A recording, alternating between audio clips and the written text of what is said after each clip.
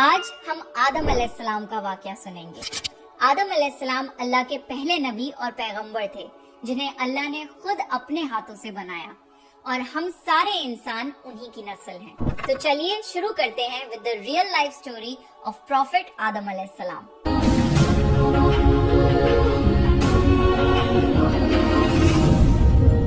سورہ بقرہ میں اللہ نے آدم علیہ السلام کا ذکر کیا ہے۔ جب اللہ نے انسان کی مخلوق کو پیدا کرنے کا ارادہ کیا تو اللہ نے فرشتوں سے فرمایا، میں زمین میں اپنا ایک خلیفہ بنانے والا ہوں۔ فرشتوں کو لگا کہ شاید ان کی عبادت میں کوئی کمی رہ گئی ہے، اس لیے اللہ نے نئی مخلوق بنانے کا ارادہ کیا ہے۔ فرشتوں نے جنوں جیسی دوسری مخلوق بھی دیکھی تھی جو زیادہ عقل نہیں رکھتے تھے اور خون ریزی کرتے تھے۔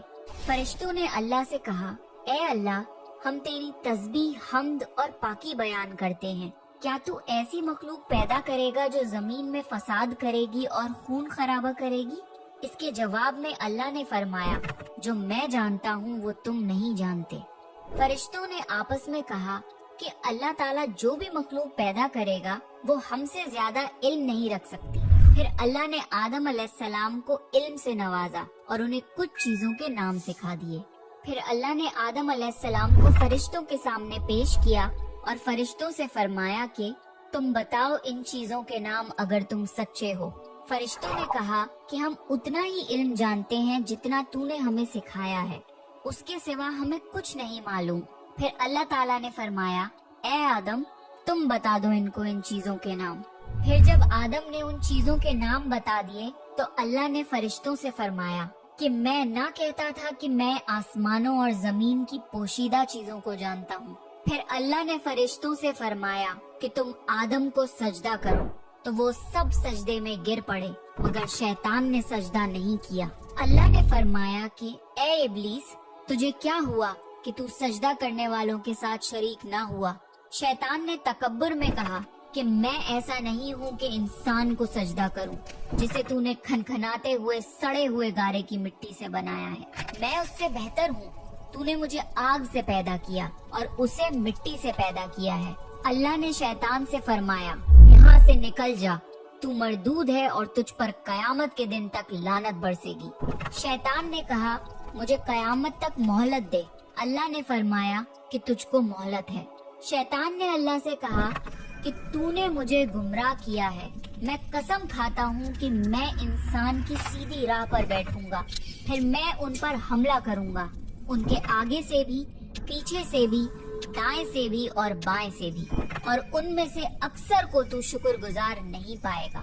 اللہ نے فرمایا، تو یہاں سے نکل جا ذلیل و خوار، جو ان میں سے تیرا کہنا مانے گا تو میں ضرور تم سب سے جہنم کو بھر دوں گا، بے شک میرے خاص بندوں پر تیرا ذرا قابو نہیں چلے گا۔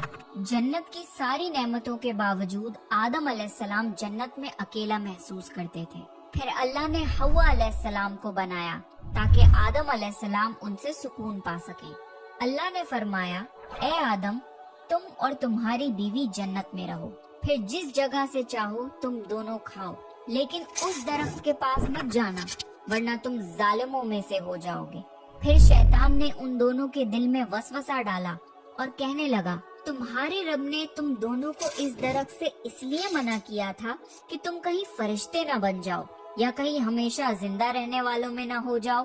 اور شیطان نے قسمیں تک کھا لی کہ وہ ان کا خیر خواہ ہے، پس مردود نے دھوکہ دے کر ان کو درخت کی طرف کھینچ ہی لیا۔ جب حضرت آدم اور حوا علیہ السلام نے درخت کے پھل کو کھا لیا تو ان کے سطر کی چیزیں کھل گئیں اور وہ درختوں کے پتوں کو توڑ توڑ کر اپنے اوپر چپکانے لگے اور سطر چھپانے لگے۔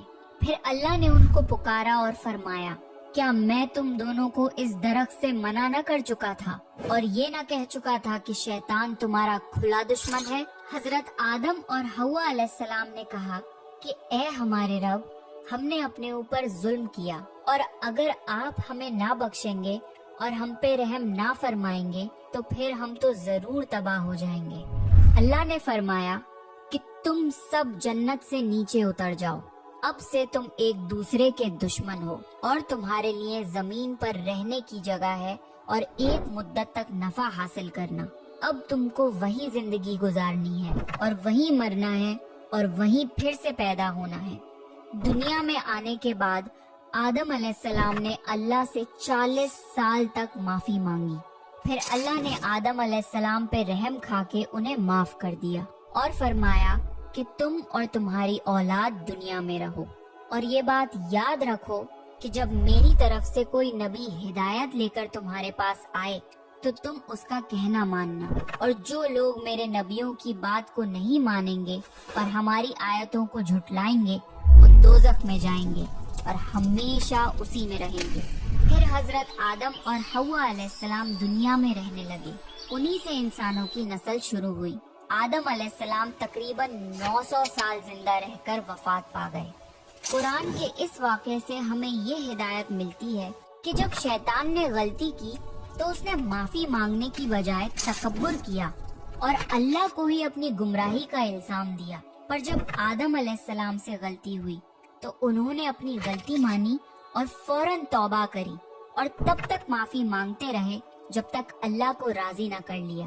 آدم علیہ السلام کی سنت یہ ہے کہ جب انسان سے غلطی ہو جائے تو وہ اللہ سے اپنے گناہوں کی معافی مانگے اور اپنے رب کو منا لے۔ بے شک اللہ بہت معاف کرنے والا، بڑا مہربان ہے۔